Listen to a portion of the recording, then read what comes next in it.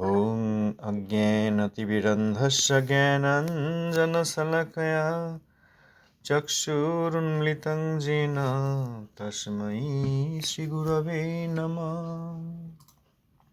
चिरगौरजनाश्रया विश्वगुरुं गुरुगौरकिशोरकदास्य परमादृतभक्तिविनोदपदं प्रणमामि सदा प्रभु पादपदं प्रणमामि सदा प्रभु पादपदम्। पतित पावन श्रील गुरु महाराज जी की जय। श्रील प्रभुपाद पार्षदबृंद की जय। अष्टोत्तर शत श्रील प्रभुपाद भक्ति सिद्धांत सरस्वती गोस्वामी ठाकुर जी की जय। अवधूत कुलोचरावण श्रील गौर किशोरदास बाजी महाराज जी की जय। श्रील सच्चिदानंद भक्त ठाकुर महाशय की जय। श्री रूपानुग आचार्य वर्ग की जय। भजनानंदी समागत भक्तवृंद की जय। श्री श्री हरिनाम संकीर्तन की जय। श्री रूपानुग शुद्ध भक्ति धारार भगीरथ শ্রীশিল সচ্চিদানন্দ ভক্ত ঠাকুর মহাশয়ের জৈব ধর্ম দ্বাদশ অধ্যায়। গতকাল আমরা দেখলাম শ্রীল বাবাজি মহারাজ, শ্রী রঘুনাথ দাস বাবাজি মহারাজ, তিনি কর্ম এবং জ্ঞান এবং কর্মজ্ঞান উভয় এই তিনটির দ্বারা কর্মজ্ঞান এবং কোনো কোনো ক্ষেত্রে কর্ম এবং জ্ঞান উভয়ের দ্বারা বিদ্ধ ভক্তির আবাস সম্বন্ধে বললেন এবং সেখানে ব্যাখ্যা করেছেন শ্রীল ভক্তনাথ ঠাকুর মহাশয় তাঁকে উদ্ধৃত করে যে কর্ম করলেও কর্মফল প্রাপ্তির জন্য কর্মফল প্রাপ্ত হয় ভগবানের কৃপায়, ভগবানের ইচ্ছায়। পরমেশ্বরই কর্মের ফল প্রদান করেন। সুতরাং সেখানে ভক্তির আভাস কিছুমাত্র না থাকলে পরমেশ্বর সন্তুষ্ট হন না এবং কর্ম করলেও কর্মফল প্রদান করেন। সেই রকম বৈরাগ্যাদি চতুষ্টয় সাধন করলেও যদি হরিতোষণী রূপ ভক্তির আভাস না থাকে তাহলে জ্ঞানের ফল যে নির্বাণ সেটিও পাওয়া যায় না। সেখানে উদাহরণ দিয়েছেন যে যদি কোনো সাধক বলেন, হে যদুনন্দন, আমি সংসার ভয়ে ভীত হইয়া তোমার নিকট আসিয়াছি এবং তোমার হরে কৃষ্ণ নাম অহরহ করিতেছি, তুমি কৃপা করি আমাকে মুক্তি দান করো।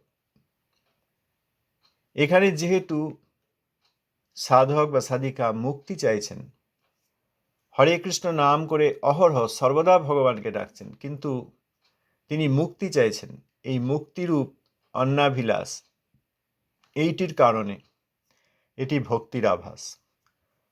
এখানে এই মুক্তি নির্বাণ রূপ মুক্তি, অর্থাৎ ব্রহ্মলোকে অবস্থিতির রূপ মুক্তি, অর্থাৎ ব্রহ্মাণ্ড থেকে নির্গমনের প্রার্থনা।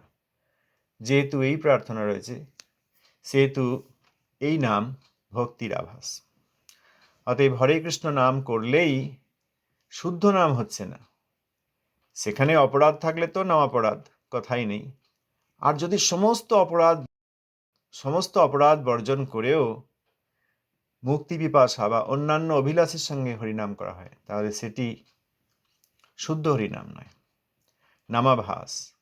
এবং সেই ধরনের ভক্তিও শুদ্ধ ভক্তি নয়, বিদ্যা ভক্তি, ভক্তির আভাস। এই সমস্ত বিষয় শোনার পর ঠাকুর মহাশয় লিখছেন, ব্রজনাথ এই সকল কথা শ্রবণ করিয়া সেদিন আর প্রশ্ন করিতে পারিলেন না। মনে মনে করিলেন, ন্যায়শাস্ত্রের ফাঁকি অন্বেষণ করা অপেক্ষা এই সকল সূক্ষ্ম তত্ত্ব বিচার করা ভালো। বাবাজি মহাশয় এসব বিষয়ে বিশেষ বুৎপন্ন, আমি ক্রমশঃ এ বিষয়ে প্রশ্ন করিয়া জ্ঞান লাভ করিব। অদ্য অধিক রাত্র হইল, বাটি যাই। এই মনে মনে করিয়া বলিলেন, বাবাজি মহাশয়, অদ্য আপনার নিকট অনেক সুজ্ঞান লাভ করিলাম। আমি মধ্যে মধ্যে আপনার নিকট আসিয়া এইরূপ শিক্ষা গ্রহণ করিব। আপনি মহামহোপাধ্যায়, আমার প্রতি কৃপা করিবেন। আমার একটি বিষয়ে জিজ্ঞাসা আছে, তাহার উত্তর শুনিয়া অদ্য বিদায় হইব। শ্রী সচিনন্দন গৌরাঙ্গ কি তাহার শিক্ষা সকল কোনো গ্রন্থে লিপিবদ্ধ করিয়াছেন? আমি সেই গ্রন্থখানি পাইতে বাসনা করি। তাঁর ভালো লেগেছে, এতদিন ন্যায়ের ফাঁকি তাতে তিনি খুব, এবং অনেককে ফাঁকি জিজ্ঞাসা করতেন, অনেকে বিব্রত হয়ে পড়তেন তার প্রশ্নের উত্তর না দিতে পারে। আজকে দেখলেন ওসব ন্যায়ের ফাঁকি, ন্যায়শাস্ত্রের কথা সব অন্বেষণ করা অপেক্ষা এইসব সূক্ষ্মতত্ত্ব বিচার করা ভালো। এবং আজকে চলে যাবেন তার আগে এই প্রশ্ন করছেন যে গৌরসুন্দর কি তাঁর শিক্ষা সকল কোনো গ্রন্থে লিখেছেন? তাহলে সেই গ্রন্থটি আমি পেতে চাই। বাবাজি, শ্রী শ্রী মহাপ্রভু স্বয়ং কোনো গ্রন্থ লেখেন নেই। তাহার অনুচরগণ তাহার আজ্ঞাক্রমে অনেকগুলি গ্রন্থ রচনা করিয়াছেন। মহাপ্রভু স্বয়ং জীবগণকে সূত্ররূপে শিক্ষাষ্টক নামক 8টি শ্লোক দিয়াছেন। তাহাই ভক্তগণের কণ্ঠমণিহার। তাহাতে তাহার শিক্ষা সমস্তই আছে, গূঢ়রূপে আছে। ভক্তগণ সেই গূঢ়তত্ত্ব বিচার করিয়া দশমূল রচনা করিয়াছেন। সেই দশমূলে সম্বন্ধ, অবিদেয়, প্রয়োজন বিচারে সাধ্য সাধন সূত্ররূপে কথিত আছে। আপনি প্রথমে তাহাই বুঝিয়া লউন। ব্রজনাথ বলিলেন, যে আজ্ঞা। কল্য সন্ধ্যার পর আসিয়া আপনার নিকট দশমূল শিক্ষা গ্রহণ করিব। আপনি আমার শিক্ষাগুরু, আপনাকে দণ্ডবৎ প্রণাম করি। বাবাজি মহাশয় সাদরে তাহাকে আলিঙ্গন করিয়া কহিলেন, বাবা, তুমি ব্রহ্মকুল পবিত্র করিয়াছ, কল্য সন্ধ্যায় আসিয়া আমাকে আনন্দ প্রদান করিবে। শ্রীমন মহাপ্রভু কোনো গ্রন্থ স্বয়ং লেখেননি।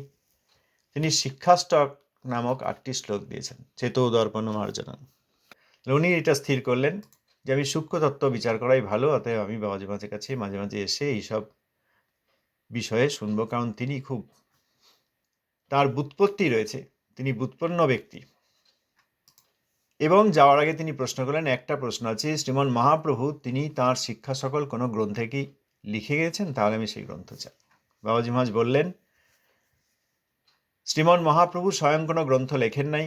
তাহার অনুচরগণ তাহার আজ্ঞাক্রমে অনেকগুলি গ্রন্থ রচনা করিয়াছেন।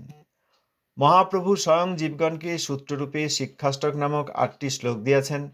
তাহাই ভক্তগণের কণ্ঠমণিহার।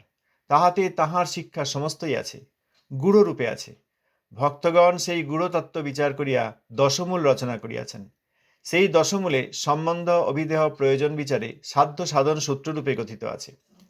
আপনি প্রথমে তাহাই বুঝিয়া লউন। ব্রজনাথ বলিলেন, যে আজ্ঞা।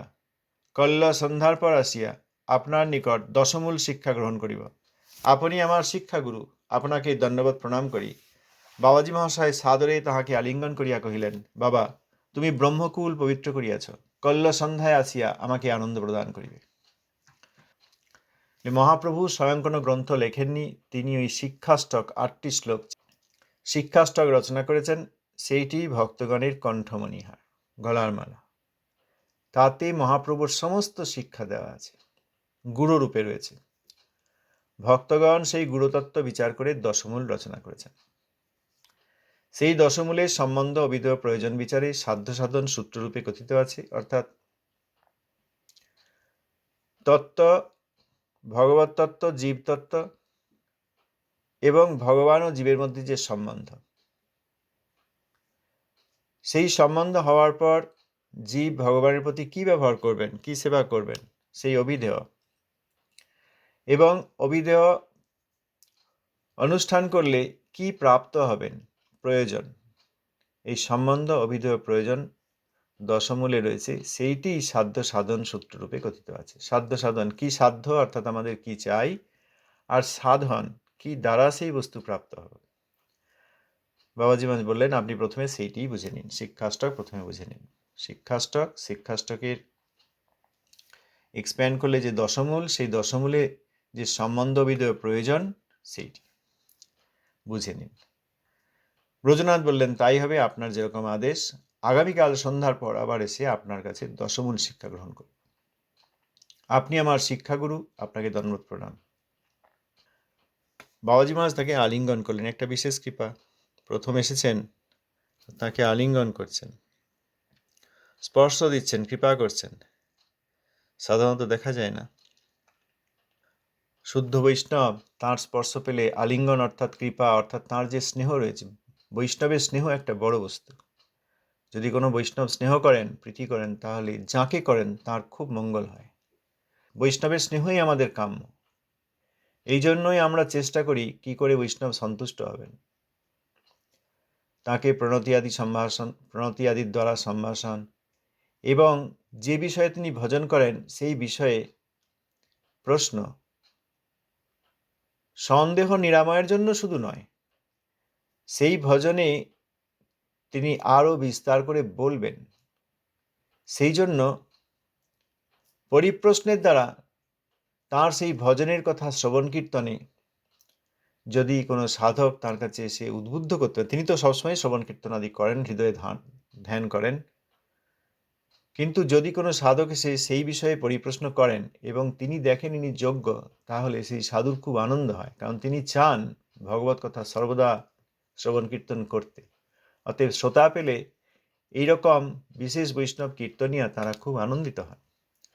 তো আলিঙ্গন করলেন এবং বললেন, বাবা স্নেহ করে বললেন, তুমি ব্রহ্মকুল পবিত্র করিয়াছ। তো এই ব্রাহ্মণ বংশের থেকে তো ব্রজনাথ ব্রহ্মকুল পবিত্র করেছে, অর্থাৎ ব্রাহ্মণ অবিবেকীদের মধ্যে প্রধান। যত অবিবেকী জীবাত্মা আছে তাদের মধ্যে প্রধান ব্রাহ্মণ। তিনি এসে যদি বিবেকীগণের যে ধর্ম বৈষ্ণবতা সেইটি গ্রহণ করেন, তাহলে তার ব্রহ্মকুলকে পবিত্র করেন।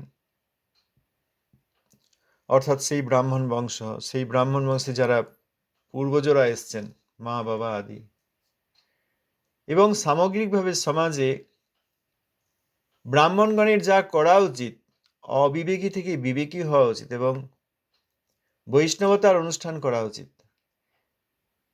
এইটি বাবাজি মহারাজ ব্রজনাথের মধ্যে দেখতে পেয়েছেন। এই জন্য বললেন, তুমি ব্রহ্মকুল পবিত্র করিয়াছ, আগামীকাল সন্ধ্যায় এসে আমাকে আনন্দ প্রদান করবে। এই যে বললেন আনন্দ প্রদান করবে, উনি আসবেন ওনার প্রশ্ন নিয়ে, আর বাবাজি মহারাজ আনন্দ পাবেন কেন? বাবাজি মহারাজের আনন্দের কারণ যে একজন আত্মা তিনি তত্ত্ব জিজ্ঞাসা করছেন, তিনি হরিভজন করতে চান এবং তার ভজন সমৃদ্ধ যে হৃদয়, সেখান থেকে তিনি তাকে উপকার করবেন। এই জন্য বলেন আনন্দ প্রদান করবেন। আজকে এই অধ্যায় হয়ে গেল। আচ্ছা, এই বিষয়ে কারো কিছু প্রশ্ন আছে, বলার আছে?